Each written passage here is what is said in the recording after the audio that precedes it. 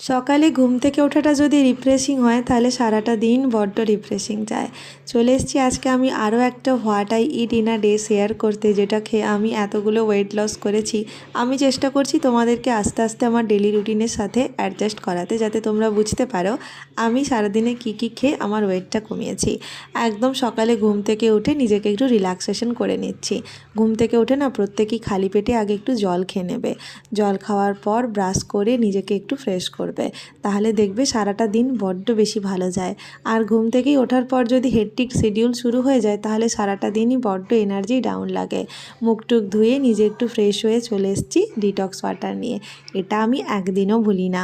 ওই detox water বা fat কাটার drink, অল্টারনেটিভে আমি এই দুটোই খেয়ে থাকি। এখন বেশিরভাগ দিনই আমার ডিটক্স ড্রিঙ্কটাই খাওয়া হয়। আর সোফায় বসে সারাদিন আজকে কি করব কি না করব সেগুলো একটু ভেবে নিচ্ছিলাম। এই গোটা ওয়েট লস জার্নিটা মোটেই আমার জন্য একদম ইজি ছিল না। ইটস সো পেইনফুল, কারণ যখন যেটা খেতে ইচ্ছে করতো আমি খেতে পারতাম না। নিজেকে অনেক বুঝিয়েছি, মেন্টালি অনেক স্ট্রংও করেছি। আজকে ব্রেকফাস্টে নিয়েছিলাম সুজির উপমা। কারি পাতা দিয়ে বানিয়েছিলাম এই সুজির উপমাটা, খেতে দুর্দান্ত হয়েছিল। বাড়িতে যে কারি পাতার গাছটা লাগিয়েছিলাম সেটা দিয়েই তৈরি করা। আর লাঞ্চে আজকে রয়েছে স্যালাড, গরম গরম ধোয়া ওঠা ভাত, যার পরিমাণটা দেখো অনেকটাই কমিয়েছে আস্তে আস্তে।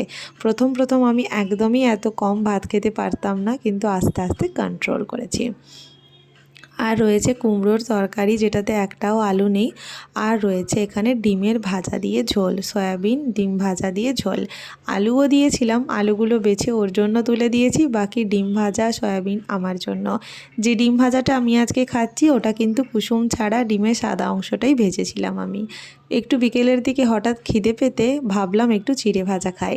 আর সন্ধ্যাবেলা তো অফকোর্স চা খেতেই হবে। চা আর দুটো বিস্কুট খেয়ে একটু বাজারে বেরিয়েছিলাম বাজার করতে। রাতের ডিনারটা ছিল আজকে আবার একদম মাস্ট, চিলি চিকেন আর 2 পিস রুটি। এই ছিল আজকে আমার সারাদিনের খাবার। বাই।